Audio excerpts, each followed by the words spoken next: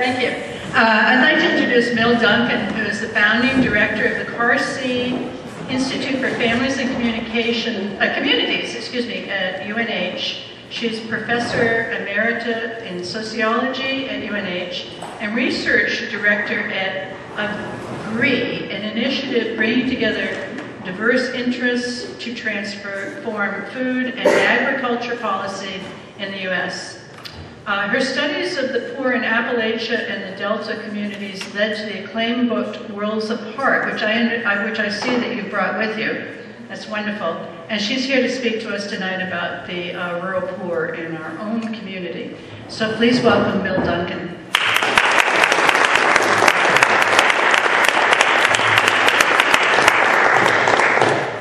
Hello everybody, what a great meeting. I'm not worried about the Democratic Party with all these energetic young people speaking so well.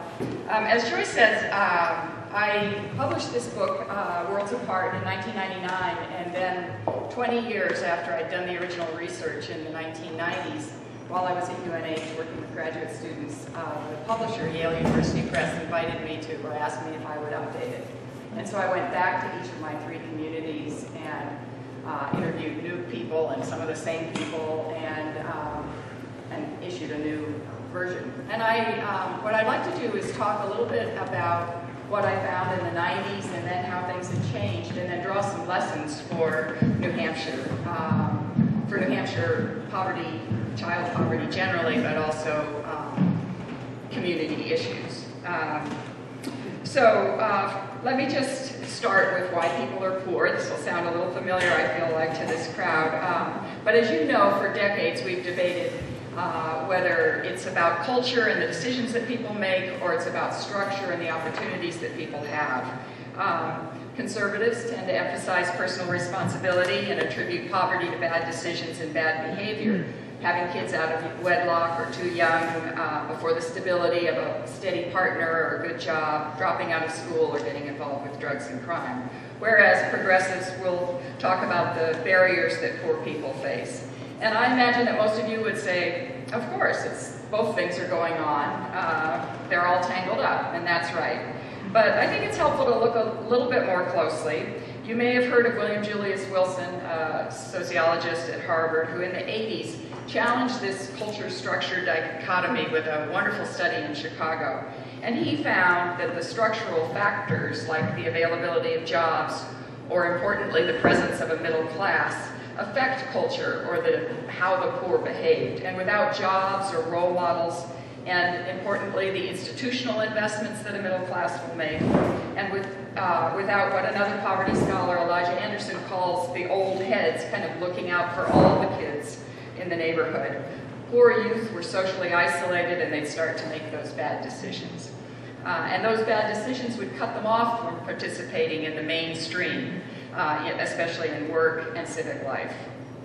So isolated and removed from those who were really participating in mainstream jobs and community affairs, they didn't have access to cultural learning that they needed to bring to the workplace or even to school. And of course, we see this same kind of isolation today. In fact, you may have seen recent publicity about Bob Putnam's book, who's really bringing a lot of attention to this inequality that we face today. So in the 1990s, my students and I went to a community in Appalachia, a community in the Delta, and a community here in northern New England to interview hundreds of people and put together a picture of how those communities worked and what the impact of how those communities worked was on the poor and also the persistence of poverty.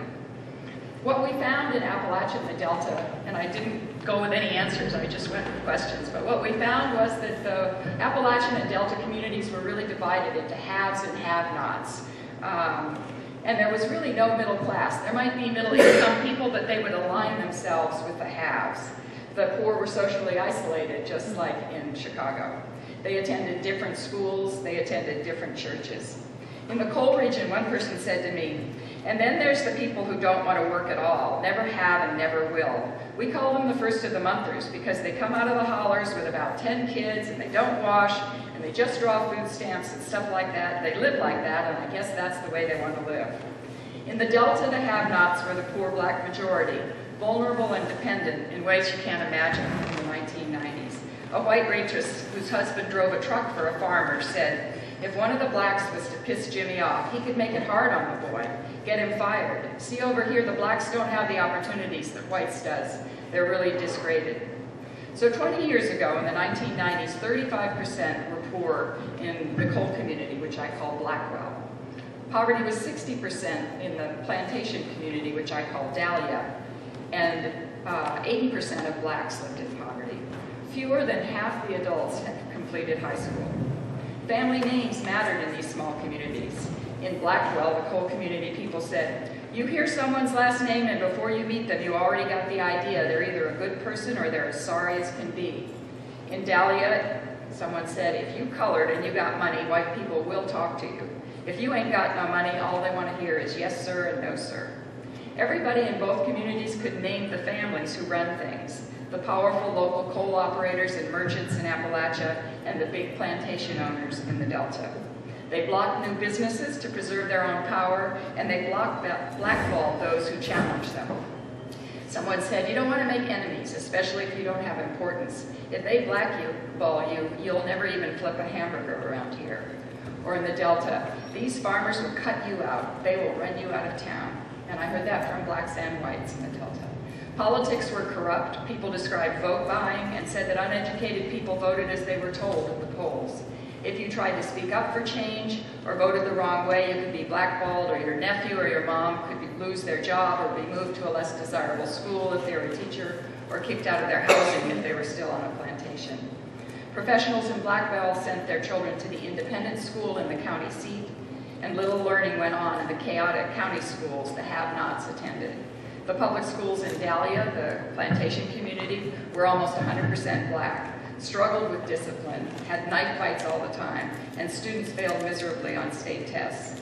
Whites sent their children to the private academy. The haves attended more established Baptist churches or Presbyterian churches, and the have-nots attended small churches, often with itinerant preachers, and always with minimal resources.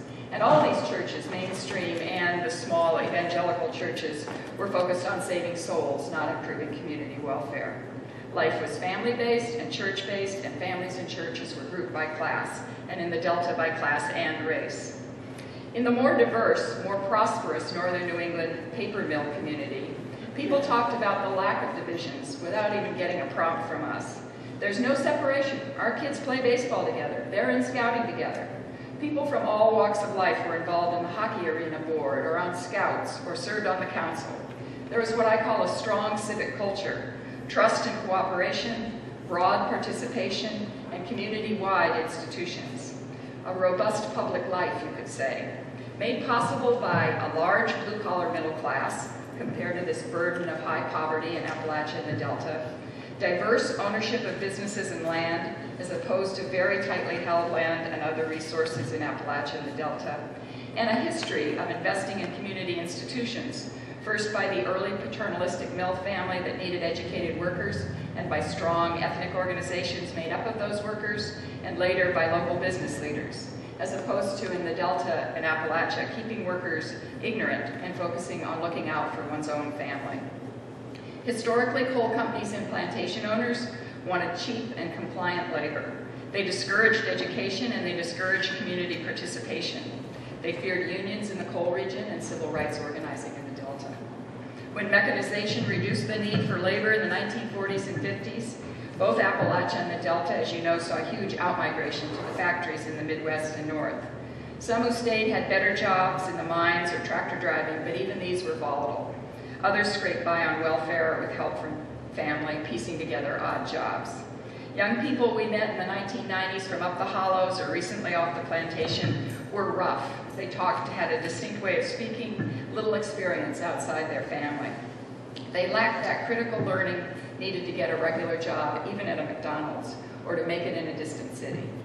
Although I have to say, you could sit on a Sunday morning with a group of black men who are unemployed or trying to pick up labor chopping weeds in the cotton fields or the soybean fields, and they would be so eloquent in their longing for dignity and respect and being treated as a real person. It was really powerful. But in these places, young people drop out to work in the mines, to work in the woods or the fields or the factories or to take care of babies.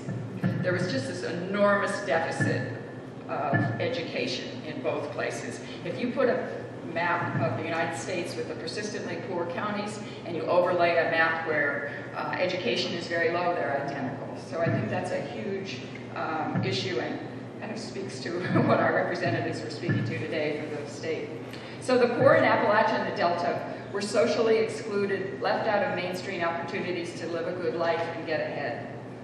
Development scholar Amartya Sen says that the poor are those who are deprived of basic capabilities, deprived of the capacity to be healthy, deprived of the capacity to be literate, deprived of capabilities critical to participating in the mainstream and leading healthy, creative lives. I like that way of thinking about it because the use of the word deprived reminds us that those from these poor families do not choose to be poorly educated or unhealthy. It's neither accidental nor inevitable. Those capabilities for education and health are developed through investment by families, by institutions, by communities, and by state and federal policies. So in the winter of 2013, I went back to each of these communities. I had help from a graduate student I was working with at the university and a colleague from a black college, Rust College in Mississippi. We talked to about 40 people in each place, compared to hundreds before, as you remember. Some from before, but many new. In some ways, you could say that really a lot has changed, and in other ways, not so much. In 1999, I titled the coal area chapter, Blackwell, Rigid Classes and Corrupt Politics in Appalachia's Coal Fields. The update title is, Blackwell 20 years later, Hunkering Down with Family. Blackwell has lost 20% of its population. Making a living is even harder. One woman said to me, if you wanted to stay in Blackwell and provide for your family, you just had to go to the mines. And as the mining jobs closed out, people began to leave, just as they did in the other Great Migration. And the ones that stayed behind have had to scrabble for whatever they can get. Jobs were scarce in the 90s, and they're scarcer now.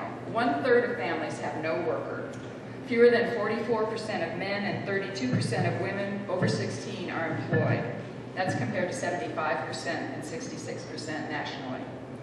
Coal production is down 30% just in the last year, partly because seams are harder to reach and partly because of competition from natural gas. Although there's a lot of political rhetoric about the Obama administration. And there are friends of coal who have come in from outside to kind of build that polarization. There are embryonic efforts to attract tourists with recreation activities, an ATV park and trail, a zip line, horseback riding, but scarce jobs is the chief refrain. On the one hand, people say coal is all there is, and on the other hand, they say coal is over. Some who have skills may do what they call 312s as nurses or welders or electricians in distant cities and come back home the other 4 days. The new welfare system, as you know, has time restrictions since the Clinton's welfare reform, and that means only a few people still rely on welfare. But the poor are criticized for their failure to work, their reliance on disability and food stamps, and on Medicaid. There are 8,800 workers in this place and 3,000 people who receive SSI. And many of those on SSI are functionally illiterate, back to our education theme. Painkiller addiction has run through this place, touching haves and have-nots alike. When a teacher asks how many know someone struggling with addiction, every student raises a hand. Now a family with a felon is the family with a bad name who can't get a job. One guy said, I had drugs take everything I ever loved in my whole life away from me. My home, my truck, my bass boat, my four-wheeler, my guns, everything. And now I'm a convicted felon. I cannot own a gun. I destroyed my family's name. I can't get a job nowhere. So for Blackwell, the two big changes are ongoing decline in jobs and so the outmigration that causes, and devastating, pervasive painkiller addiction. I actually recently was on Colorado radio about a poor area in southern Colorado, and they too are having this painkiller addiction that results in grandparents raising kids. It's just this kind of desperation that follows these bad economies. Importantly, and not surprisingly, in a stagnant economy where people are moving away and not in, the same families run things, and you still do not want to cross them. One person said, there's a lot of politics here, and if someone does not like you, you cannot get ahead, you have to leave. It's the same families, it's a different generation. Politics may be a little less corrupt, The county judge and some of the magistrates seem genuinely interested in improving the public welfare, although we heard that the school patronage still goes on. Some say the rivers are cleaner and that the bass are back and that there are bears and elk that provide good hunting. The county seat schools that I described continue to serve the professional families with good graduation rates and sending many to college. County schools are doing a little better and the graduation rates are up. The county schools have consolidated, making for more competitive teams statewide in this sport-loving community. And the large regional community college is an important anchor institution. But the bottom line is that jobs are hard to find and people are leaving. And the failed civic leadership of 20 years ago is still in place. So those who stay are hunkering down with family support.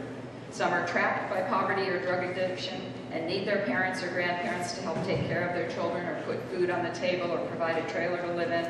Others find a way just to stay near family by piecing together part-time work, SNAP, and housing on family land. One person said, a lot of people really just stay here because all their family is here. I mean, you're just surrounded by them. It's a family-oriented place. I'm not going to say too much about the Delta changes, but they're significant, and maybe if we have questions, we can talk a little bit more about it. In the 90s, right after, really, while I was there, casinos came in. It dramatically changed the whole social and political, never mind economic, conditions in that county. There was $48 million coming into the county from the revenue from the casinos, and they now have one of the, if not the lowest property tax in the whole country. So they didn't invest. They relieved themselves of tax burden with that money. But for the first time, blacks and whites could be hired for the same job, and those who had that cultural learning, who had been mentored by some of these wonderful community organizers that I described in the book in the 90s and with whom I spoke when I went back, had that cultural learning to get those jobs, and so they could improve themselves and poverty is down. But others couldn't hold the jobs, didn't know to wear clean clothes even, and not to use snuff on the job, and they had a random drug check early in the casino's days, and the whole housekeeping staff was fired. So it's still got a lot of weight of poverty and also that legacy of underinvestment and that social isolation that we were talking about.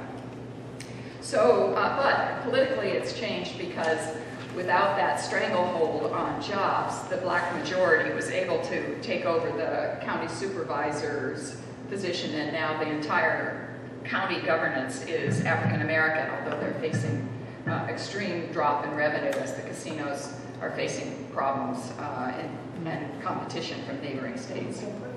So I call the place here in northern New England the mill town Gray Mountain, and my original title was Gray Mountain, Equality and Civic Involvement in Northern New England.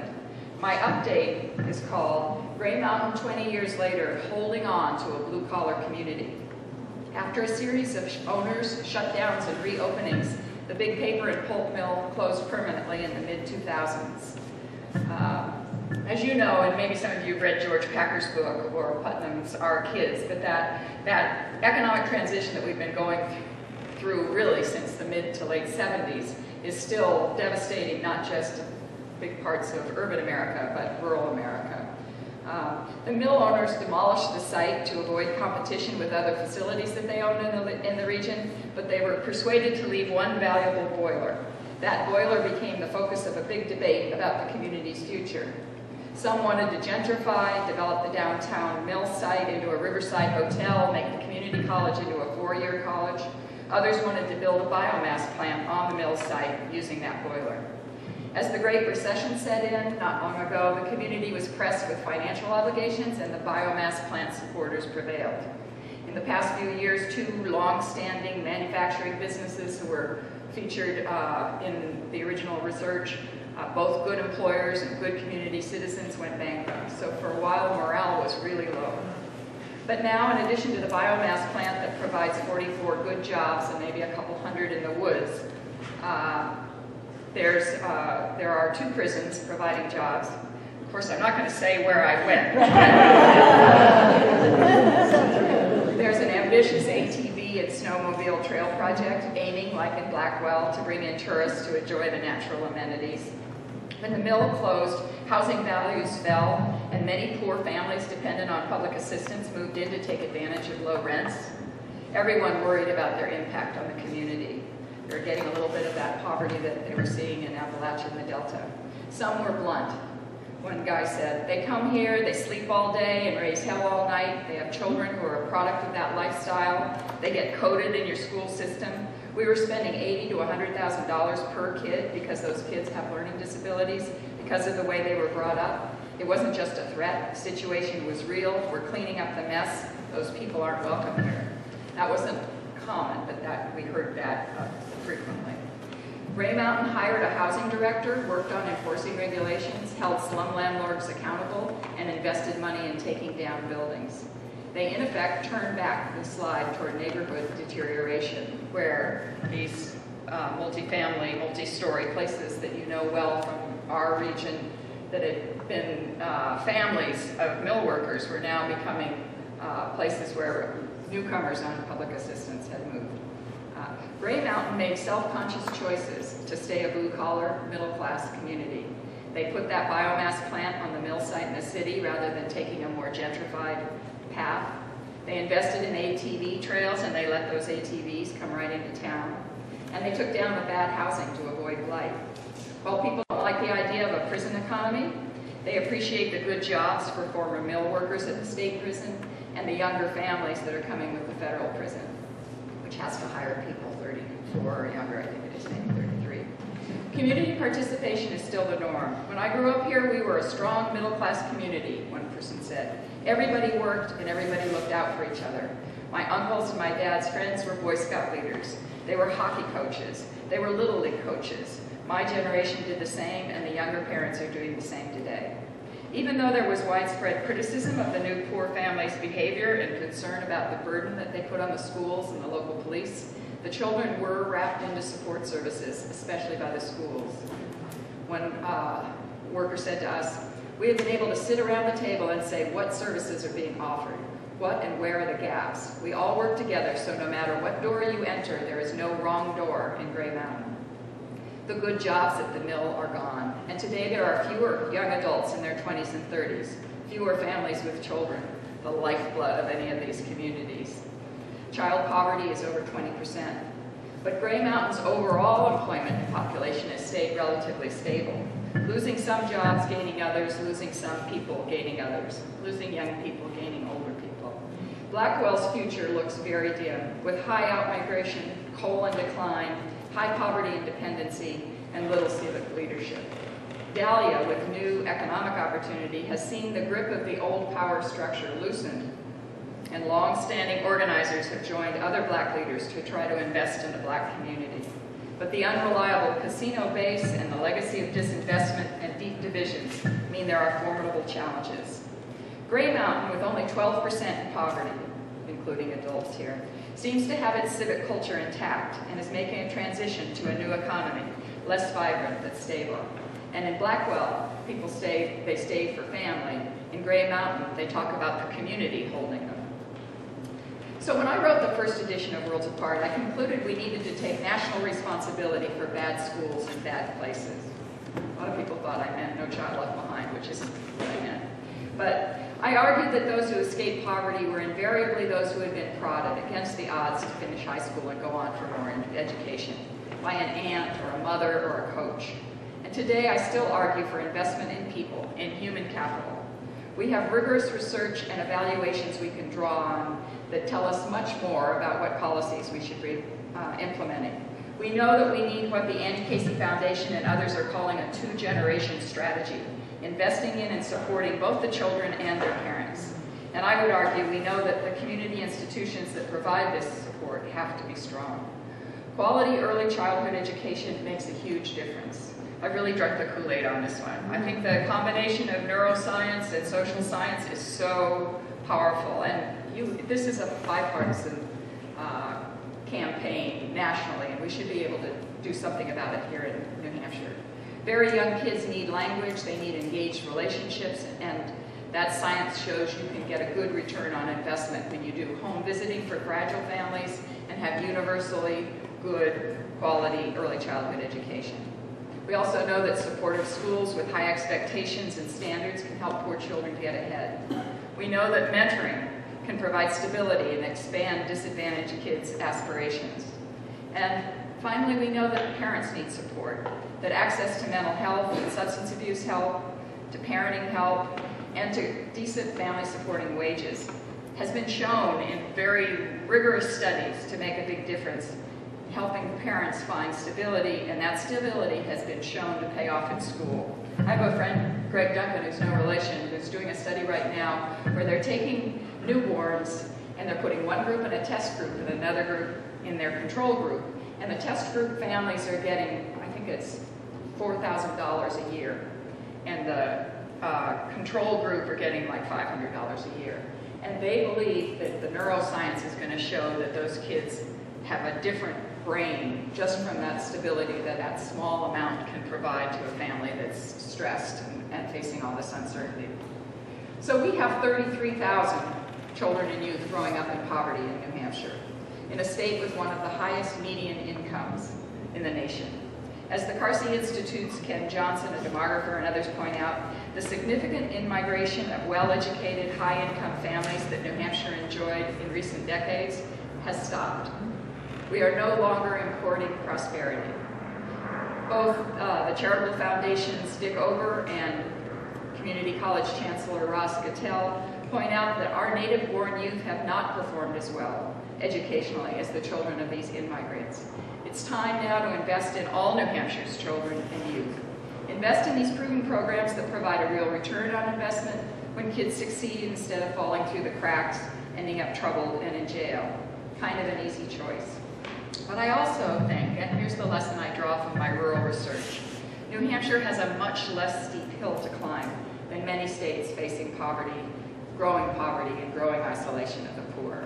New Hampshire does not have decades of exploitation and deliberate denial of educational opportunity. Parents have higher educational attainment here than in many places. Fewer poor children live isolated in high poverty areas, although that's grown in the last decade. But when they don't live in those chronically poor poverty areas, then they don't have as many obstacles to overcome. We have communities, and I'm sure this area is one, where people know the kids at the end of the road or in the public housing apartment. Maybe provided sneakers or a winter coat in some quiet, respectful way. Maybe help through CASA or Big Brother or Big Sister.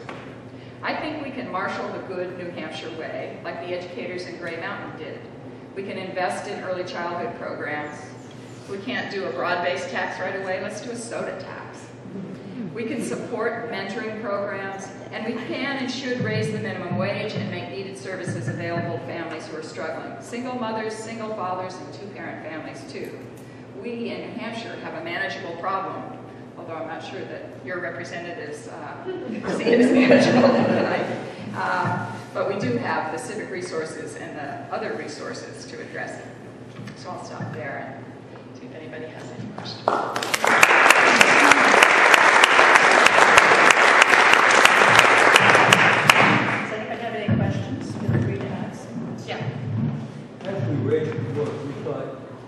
Role of the church in Gray Mountain could not be underestimated. No, I think that's right, and there were a broad range of churches that, like the ethnic organizations for a long time, but I think the fact, and I'm just speaking off the cuff here because I'm not a religious scholar, but I think the fact that the Catholic Church had such a strong influence in this mill community is important because it's it doesn't tend to divide itself by class in the ways that some other churches do. Yeah, no, that's right. And Bob Putnam's research shows that, he doesn't quite know what to do with this, but there are very positive, significant statistical results that show that kids who are involved with church do better, including poor kids in poor places. So church is important. And we thought further that this also explains why Manchester is pretty decent. Relatively speaking, right? Same demographics. Yeah. facing a lot of challenges right now with very high child poverty. But again, I did a sort of side project back in the 90s, I guess it was, in late 90s in Manchester, and the extent and infrastructure of the church and other service organizations that reach out to people were really impressive. I personally don't believe we can keep going on volunteers. I think we need that plus some investment. I'll go here and then there. Okay? Well, first of all, I just wanted to say how grateful I am to get to hear you and all the amazing work you've done. I'm not as sanguine as you are about the future of our state. Having been a policymaker for 4 years, and I've talked with other former Senate colleagues like Jackie Silly about this issue, and I think one of the forces that we are facing has nothing to do with New Hampshire. It has to do with out-of-state money that has influenced a lot of what's happening. And I think while we have great House reps who are doing their best to battle this, the issue is we need to have an adult conversation about revenue in the state, including some systemic revenue source that will fund education, that will fund a lot of the needs that we have. The problem we have is we have these people who are in control of the legislature right now who don't want the New Hampshire residents to have an honest conversation about that. They want to have this trickle-down economics about a fantasy about business taxes without really addressing the core issue, which is we have a systemic revenue deficit. So I wish I could be more optimistic. I am very concerned about the North Country. I think we're, with Northern Pass, we're facing an actual balkanization in the state where you have the high-tech sector in the Seacoast, in Manchester, and Nashua, but we don't have it up here. Plymouth is different because we have the university. So I guess what I'm saying is I don't think it's the fault of New Hampshire natives. I think we have forces like the Koch brothers. We have the whole Citizens United issue. We have a huge amount of student loan debt. And so I guess I'm becoming very discouraged about the future of our state because I think it's a very fundamental issue where we have to have an adult conversation about how we fund things in the state. Yeah, I agree. I have to say I'm on the board of the New Hampshire Fiscal Policy Institute, and I believe that's a very important vehicle for raising the issues, yes. And that they've been doing a great job this time. Jeff has and his staff, but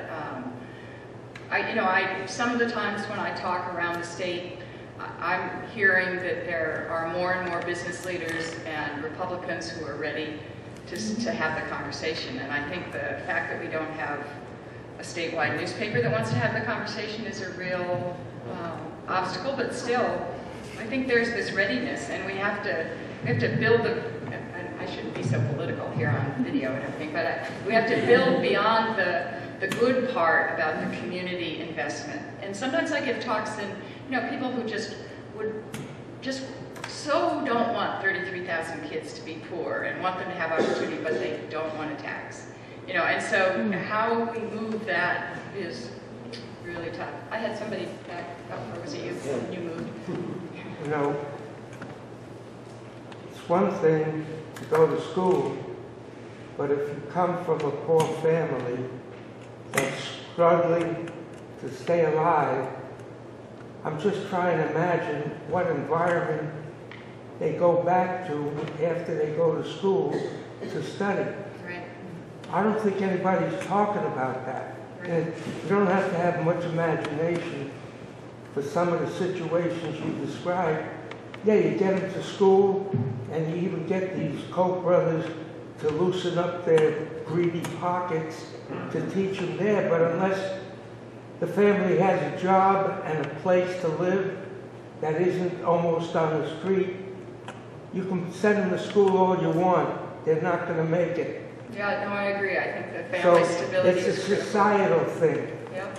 But it's not something that we don't know. But we do know that if we do provide mental health services and support in parenting and supplement wages like we do with the earned income tax credit. Who's doing that? What about the minimum wage? Yeah. That's what it comes down to. You're treating only half or more than part of the problem, supporting education. Right. You entice them, they go to school and learn something, they go home to do homework. What's the environment and their parents encouraging to do the homework. Right. No, it's true. It takes two I'm generations. pessimistic. Yeah, it's a pessimistic group. Yes, Sue. I'd just like to tell you something that I was really proud of today that the House and the Senate passed. And it goes right to what you were talking about. Many of you know I was an elementary principal for a long time. Kindergartners come in, they know whether they're going to college or not, because I knew when I went to kindergarten that I had to count college in when I counted how many more years I had. Kids that are coming in that have no money don't count college. They don't even often count junior and senior year of high school. So they know that. We passed today a commission that will now look at giving a pilot program in Coas and Manchester. And you know why it's in Coas and Manchester? Because that's where the need is. And it's not state money. We hope it's Tillotson Foundation. We hope it's charitable foundation. Every single child that comes to kindergarten will get a $50 savings. And that's their college account. And they're going to start off with a college account. Now, when grandmother wants to give you $10, she can put it in your college account. When your aunt gives you money, you put it in your college account. Some states and some areas are saying if you're a parent and you come to a parenting class, $10 goes into your child's college account. So the college account builds. When you graduate from high school, you can use that account for community college, trade school, 4-year college. But what it does is it changes the attitude that says, oh, maybe these people think I can go to college. And we know that if you work hard, you work really hard, you get those grades, there are scholarships and we can do it. It's a pilot program, it's a commission that's going to take a look at this, and you're absolutely right, I'm a little tired of all the volunteer work.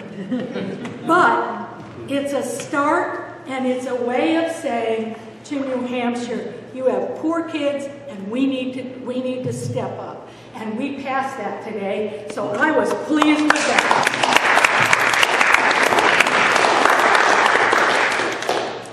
I'd like to put a model before you and get you to tell me if I might get screwed on backwards. But I looked at the demographics of the state as you have, and it had, if it doesn't currently, it had a relatively old population and a relatively well-educated population and a relatively affluent population. To some extent, I attribute that to people who have moved to this state to take advantage of low-income tax or no-income tax and those kinds of things. The tiny fraction of those people, not in this room, that I'm aware of, have also left something behind. They've said, I've paid my dues. I don't want to pay another nickel. They've taken a kind of a closed-minded approach to all the things that they took advantage of, and their family took advantage of in other places, to preserve their wealth or their position or whatever. Is that a faulty model, or is that right? You know, I don't know what the science would say about that. And there's been good research done in other amenity-rich places, which I consider are the northern part of our state, that shows that retirees who are moving in become real community assets, that they become a part of the community. And not everybody does, of course. It's just like you all know someone who doesn't give, and then you know all these other people who could barely scrape it together and they're giving it away. But there is good research that shows that the result of having retirees move into a semi-rural or rural community is positive, that they tend to want to work with community organizations. And so, David Brown at Cornell is someone who's written about that.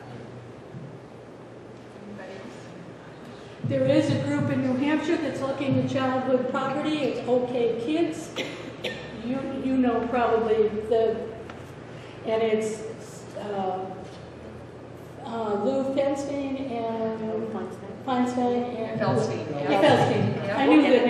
South Bend. Yep. And Steve Dupree. Yeah, Dupree. And they are good workers together, and they are getting together and working on OK Kids, and they are identifying poverty and saying, we got to change things. Yeah, and they're getting a lot of cooperation from Bob Putnam, who Yes. has written Our Kids and who lives in Jaffrey, and so. He lives in Jaffrey? So he's Didn't know that. committed to our Good. states recognizing our inequality problem. Yeah. I'm not a native New Hampshireite, having only moved here 9 years ago, but I noticed immediately the absence of Head Start. Now, we all know Lyndon Johnson started that in the 60s. I lived in Tennessee at the time, and in 1966, the state of Tennessee instituted full-day state-supported kindergarten, in addition to Head Start. Now, we have a few places, I understand, where we have Head Start, but it's funded by the local community.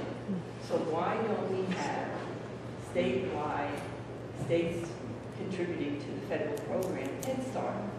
That is the one proven success, well, it's not the only one, of Lyndon Johnson's war on poverty. And it doesn't exist in New Hampshire. I do think that in little one of the big problems in the north country, in the country, in our 12, 20 mile distances, is those families don't have transportation. They can't. They've gotten one car, one truck. They get somebody to work. No, the Head Start has their own. It's a bus No, system. they don't. Not here. Okay, they do in other states. It's federally The funded. manual on transportation for Head Start is like 2 inches long, wide, deep, whatever it is. It's really thick. It tells you all kinds of things you can't do.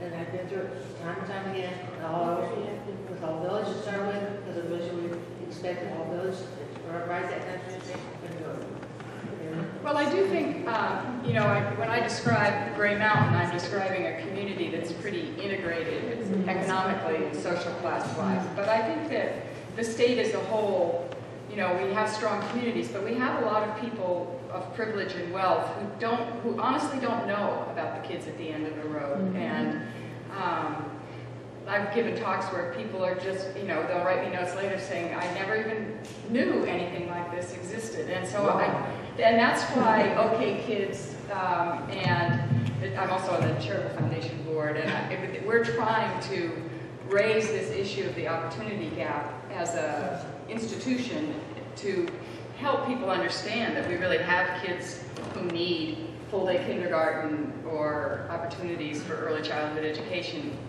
just so we can get ourselves, like with the broad-based tax, talking about it and doing something about it. You're trying to get the word out. The other problem in the U.S. and elsewhere is the fourth estate is no longer performing the function that makes democracy work.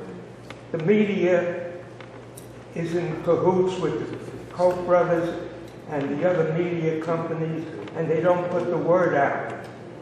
You're not going to communicate well in that situation. So we ought to fault the media and call them out for what they are. It's interesting right now. You may know that the Save the Children's lobbying arm, their advocacy arm, has set up an office here in New Hampshire. And they bought time on WMUR, and when, what's his name, who interviews everybody? Josh McKelvin. Yeah, when Jack McKelvin interviews a candidate, several questions are about the opportunity gap and about early childhood education. So I'm not disagreeing with you in a broad sense, but I think the combination of that, and I don't know if you guys have seen the New Hampshire Public Radio series on the opportunity gap, but there are wonderful stories and resources on their website right now, and so, there's some, I'm not a Pollyanna, but I do think that there are glimmers, and that, it just compels us to work harder to get some change here. I get so, one thing I always think of when I watch the news is, look at all these 20-something young males that, robbing convenience stores, etc. What goes through my mind, obviously, is where did that come from? And has anyone done, a study of taking these kids, who are my own kids, what was their origins? What's the common factor? How can we fix that? Yeah, going back. Well, they're all different things. But it's also this lack of hope. It's lack of hope. Or early conviction of something that can't get a job. I mean, why else? And the lack of mentors. I sat next to Jeffrey Canada last weekend at a workshop that Bob Putnam put together to talk about policies to improve communities that are poor. Do you know who Jeff Canada is? He started the Harlem Children's Investment Zone. He'd been working in Harlem and he lived in the suburbs. He's an African American. And he said, why aren't my kids in Harlem getting the same opportunities as these kids in the suburbs? So he designated, for 30 years, he's been working in this, I forget how many block area in Harlem. And they take cradle to college. His goal is college graduation. But among the things that he was describing last weekend was a program where they have a charter school, but they also work in the public schools. And they have young men, like the ones you're describing, but who are not convicted. I don't think they have records, but they become charged with taking care of some kids just like 3 years younger than they are, but to keep them from smoking marijuana on the corner or from being rude, and they're just around. And it's this sort of check, and also they're pretty cool, these older kids, you know, they're not, they're someone that these poor kids can relate to. So that combination of mentoring and opportunity, stable family. Well, it's like Tim O'Rourke, you know, when they drug and alcohol. He said one of his new programs, which has been so successful, is to go to high schools and work with the leaders of the high school, seniors that are the leaders, the football stars, the sports stars. Get them together and get them to buy in no alcohol and be a role model for others. Because if they won't do it, then the others won't do it. And I always think, in the book, I use this image of a cultural toolkit, that what you know about what you can be is sort of the habits and stories and what you've been told as you grow up. And a mentor can expand that toolkit and make it so that you, maybe a savings account also, but you know, this idea that you could be something more, that someone encourages you. And so that's why I, you know, kind of have those 4 things. It's not just early childhood, although I think that's the biggest bang. If we could do any one thing, it's almost a silver bullet. And then there's good schools. And then there's having, all the research shows that mentoring really makes a difference. And then these stable families. I mean, this same colleague, Greg Duncan, did a study in Milwaukee, I think it was, and it's written up in a book called New Hope, where they provided work and income to families who were really struggling, and then had a control group. And those families did better, and their kids did better in school. And it was, you know, powerful results by just a little bit of support, income and help getting a job, provision of a community job if they couldn't find anything. Yeah. We have several good mentoring programs in town, really good ones. And they do a super job, and mostly they stop at upper high school. And to me, the mentoring needs to go on until they're 30. It doesn't want anybody. The families, young families are separated from the family structure that we knew, as we think we knew. And even in places like Berlin, and places like that, with the cultural, religious pieces taking over there that help a lot. But that whole piece of the early family life and early family raising children and making job decisions and making life decisions is not covered. Yeah. You know, your mentor until you're 18 or 16, and that's it. Then you're supposed to be done, and you're cooked, and you're all ready to go. And you pop out of the oven, and you do your thing. But there's nothing that goes on beyond that. And one thing we haven't talked about is the way that middle-class kids that age who make a mistake, and they all do, we've all had some and know them, and they get a second chance. But the kids at the end of the road don't get that second chance often, and they don't have someone looking out for them. There's a front page article in a professional magazine concerns a black man who's currently the director of the National Institute of Science and Technology. Just a pretty prestigious appointment. And he's a pretty impressive scientist in his own right. He's not quite 70, 69 or something, just a little bit of retirement age. Anyhow, he was asked what's different, what was different about your background from what you see today, because he grew up quite poor. And he said, we lived in poor schools, we had poor facilities, and but we had teachers who told us, because we were being prejudiced against by society, we had to do better. There was no C is okay. You had to be excellent, because if you weren't, you'd be evidence of the fact that you were no good. And he said that standard took hold of us, and that's a kind of an extremely strong example of the kind of mentoring you're talking about. I don't know if that's still present in our society, not just the black community. Well, aren't you? I mean, I over the years have been very impressed that you read about, you know, some priest or social worker who goes into a poor ghetto and comes out with a prize-winning chess team. Now, you know, where do you get that? He was in a one-block area or one Boys and Girls Club, and I think it's just testimony to the power of positive mentoring. That's, of course, you got to stick to it. You can't drop in and out. The research is pretty strong on that now too. Yeah. A lot of poor people say we were poor, but we didn't know it. That's right. And that's really what it's all about. I mean, if you can raise kids that give them the values that they need, they'll do well. Organizations like the Boy Scouts are fantastic. I've seen so many young kids come into Boy Scouts that are very immature and not developed. And that organization tends to really grow the kids up, because the older scouts say to them, get that tent up. And the kids respond. And so I think that the value of New Hampshire compared to these other locations is that there is a community. And I think the retirees that come to the state are good for money, but they don't build community. Well, more than 50% of the people in New Hampshire were not born in the state. Yeah. Well, as retirees, we're willing to pay taxes. We support churches, we support organizations, but we don't run the Boy Scouts. You need to put up a tent. Not the tent. Putting up the tent. You need the jobs for the young families, and you need the ethics for those to raise those kids. I wasn't going to say anything else, but I was a principal, an elementary school principal of an urban, a suburban, and a rural school, 3 different schools. Some of the best teaching I ever saw was going on in the urban environment. Yeah.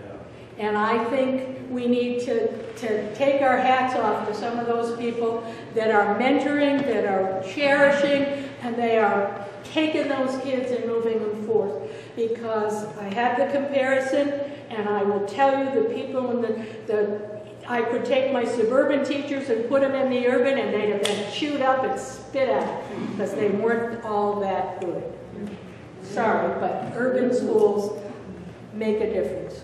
Well, and you know, there are programs and studies that show that paying teachers say a significant premium, not only to teach in a bad school, but to stay there for a while, has measurable impact on the students, which is in a way about valuing our teachers, you know, in this fundamental way.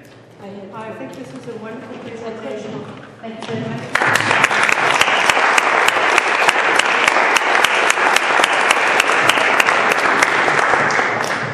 Okay, I think that's it for tonight. We can adjourn. Thanks everybody for coming.